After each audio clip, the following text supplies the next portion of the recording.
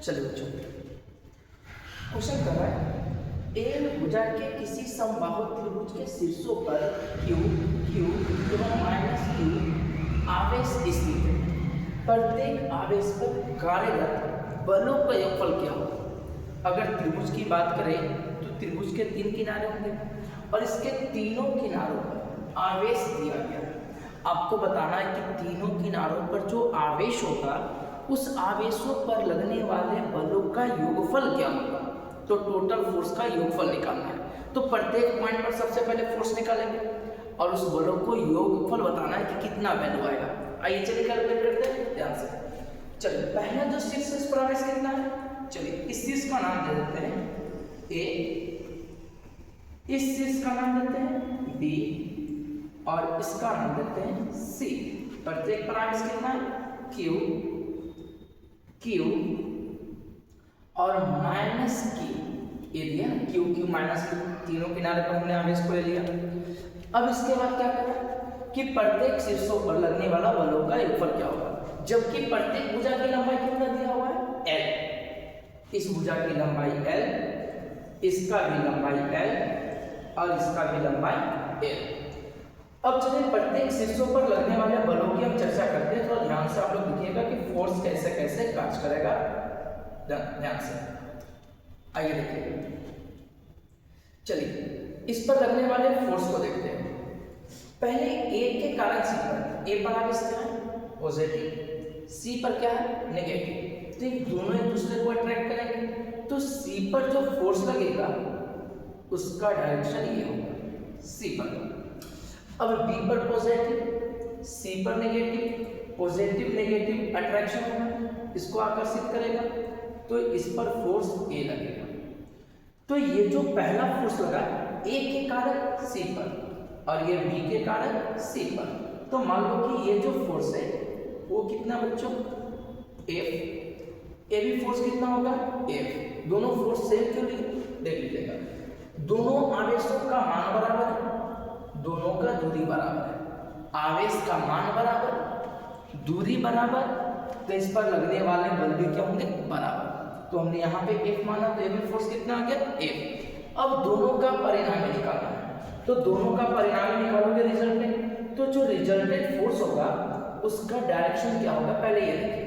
अगर resultant force को देखा जाए तो ए पहला ये दूसरा, दोनों का रिजल्टेंट फोर्स का डायरेक्शन ये होगा, ये होगा परिणामी रिजल्टेंट, और ये जो रिजल्टेंट बल कितना आएगा उसको निकालते हैं। तो बताओ ये तीनों भुजाएं बराबर है तो कैसा त्रिभुज है समबाहु त्रिभुज। और समबाहु त्रिभुज होंगे, समबाहु त्रिभुज के प्रत्येक कोण का मान कितना डिग्री होता है 60 डिग्री। तो ये वाला जो कोण होगा वो कितना डिग्री होगा 60 डिग्री। चलिए इसका परिणामी बल को निकालते हैं सी पर। तो पहले सी पर नेट फोर्स को निकालते हैं, यानी एफ ऑफ सी निकालते हैं। ओके, जो परिणामी बल उसको क्या मान लेते हैं एफ ऑफ सी। अब आइए परिणामी बल क्या है। परिणामी बल का फॉर्मूला क्या होता है under root F1 square plus F2 square plus 2 F1 F2 into cos theta. परिणामी सदिश के फॉर्मूला से तो अंडर रूट क्या आएगा बच्चों F1 स्क्वायर, यानी पहला बल F का स्क्वायर प्लस F2 स्क्वायर, दूसरा बल F का स्क्वायर प्लस 2 F का square plus 2 F1 F2 into cos theta. तो F1 भी F है F2 भी F है, तो F का स्क्वायर हो जाएगा। और कॉस थीटा, थीटा की वैल्यू कितना 60, और कॉस 60 रखिएगा तो कॉस 60 की वैल्यू कितना होता है 1/2। ये कैंसिल हो गया तो F square plus F square plus F square कितना आ गया अंडर रूट 3F स्क्वायर। इसका मतलब आ गया है कितना F रूट 3, F रूट 3। तो ये C का वैल्यू हो गया। इसी तरह से C पर हमने कुल बल को निकाल लिया। अब A पर परिणामी बल को निकालते हैं। आइए A पर सब लोग ध्यान देंगे, A पर परिणामी बल इस तरह से निकलेगा।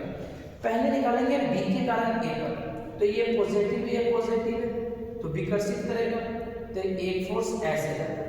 ये नेगेटिव है पॉजिटिव है तो इसको आकर्षित करेगा, तो ये फोर्स ऐसे जाएगा। तो ये दो फोर्स आ गए और दोनों बलों का मान आपस में बराबर आएगा। क्यों? क्योंकि दूरी बराबर है, आवेश का मान बराबर है, इसलिए ए बल हो गया F, तो तो ये भी बल कितना हो गया ए। अब ये वाला एंगल कितना होगा बताओ। अगर देखा जाए तो ये कोण तो 60 डिग्री है, प्रत्येक भुजा अच्छा समबाहु त्रिभुज है तो प्रत्येक कोण 60 डिग्री है, ये भी 60 है, ये भी 60 है और ये भी कितना 60 है। अगर ये 60 होगा तो ये वाला कोण कितना आ गया 120 डिग्री, क्योंकि एक रेखा पर 180 डिग्री का कोण बनता है और 180 डिग्री में से 60 घटाएं तो 120 डिग्री। अब इसका जो परिणामी बल आएगा, दोनों बलों का जो परिणामी बल आएगा उस परिणामी बल का दिशा क्या होगा, तो ये दोनों के बीच से जाएगा इस तरह से, ये निकल गया ए पर परिणामी बल यानी एफ ऑफ क्या निकल गया बच्चों ए।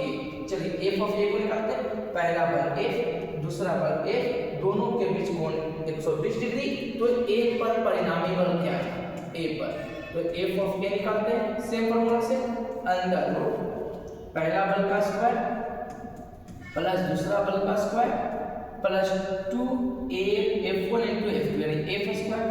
अब cos के साथ क्या आएगा, कितना डिग्री 120 डिग्री, और cos 120 की वैल्यू क्या होता है -1/2, तो -1/2, 2 से 2 क्या हो गया कैंसिल, तो बच गया -f स्क्वायर, तो -f स्क्वायर और प्लस f स्क्वायर कैंसिल हो गए तो आ गया f स्क्वायर केवल, और f स्क्वायर का वर्गमूल करेंगे तो क्या आ जाएगा a, यानी a पर परिणामी बल का मान कितना आएगा a, जिसकी दिशा ये होगी, यानी a वाला जो एंगल होगा ये वाला a इसके साथ कितना डिग्री कोण पर होगा 60 डिग्री, और ये दिशा टोटल कोण 120 डिग्री होगा, दो भाग में बांट के 60 हो गया।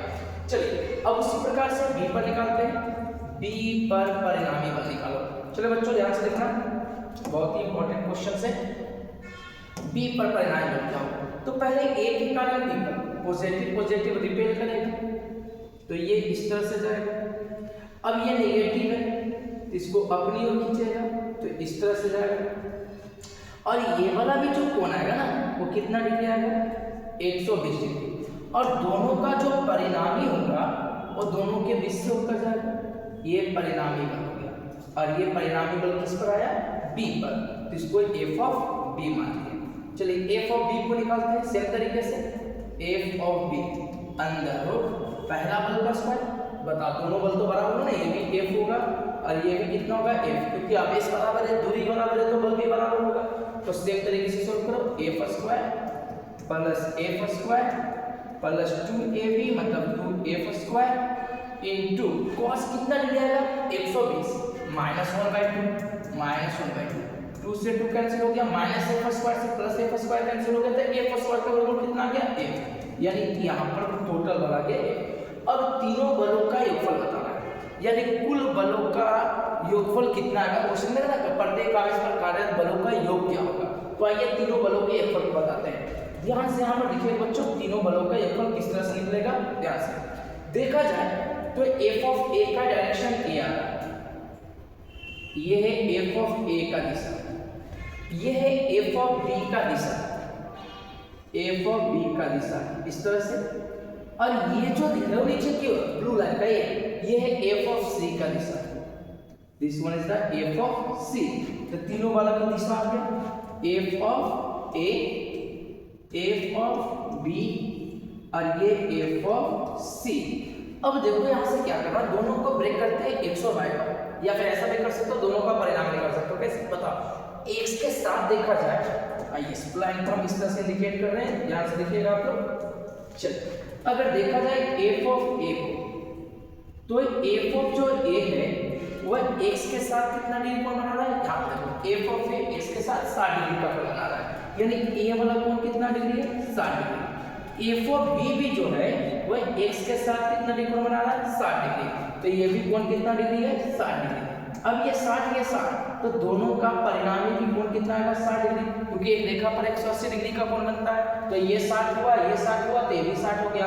अब दोनों का परिणामी निकालो, और दोनों का f ऑफ a और f ऑफ b का जो परिणामी बल आएगा उसका दिशा a हो जाएगा, दोनों के बीच से होकर जाएगा, तो दोनों का परिणामी निकालते हैं। ध्यान दीजिए कैसे निकालोगे, f of a f of b और दोनों का बीच का कोण कितना है 60, f ऑफ a का मान कितना है बच्चों f, correct, f of b का मान भी कितना है f, यानी a भी f के बराबर है, a भी f के बराबर है, और दोनों के बीच का कोण कितना डिग्री है 60 डिग्री, तो a और b का परिणामी बल निकालते हैं, a एवं b यानी f ऑफ a एवं एफ ऑफ बी का परिणामी बल को निकालते हैं।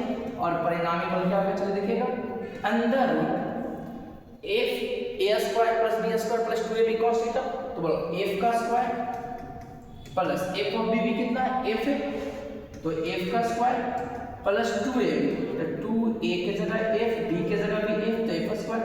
और cos कितना ले लिया है दोनों का, इसका कोण 60 डिग्री है तो cos 60 और cos 60 की वैल्यू 1/2 कैंसिल हो गया, तो एफ स्क्वायर यानी अंदर कितना आ गया 3f स्क्वायर। इसको सोल्व करोगे तो लिखोगे f√3, तो दोनों का जो परिणाम है वो कितना आ जाएगा f√3। अब सोचो इन दोनों को आपने सोल्व किया तो परिणामी बन गया, तो अब यहाँ पे देखो कि ये वाला वैल्यू ऊपर की ओर है f(3) और ये वैल्यू नीचे की ओर है f(c) और f(c) का मान कितना लेगा बच्चों, देखो f√3, ये भी कितना है f√3। तो इस बिंदु पर जो दो बल आ रहे हैं ये दोनों की दिशाएं विपरीत है, तो अगर कुल बल को निकालेंगे तो दोनों को क्या कर देंगे घटा देंगे, तो f√3 माइनस f√3, और जब दोनों को घटाओगे तो कुल बल का मान कितना आ जाएगा 0। तो इस प्रकार से कह सकते हैं कि जो टोटल फोर्स होगा शीर्षों पर लगने वाला जो बल होगा उस बलों का जो योगफल होगा वो किसके बराबर आ जाएगा 0 के बराबर आ जाएगा। तो ये था आप लोग का क्वेश्चन नंबर 2 बहुल आवेशों के निकाय।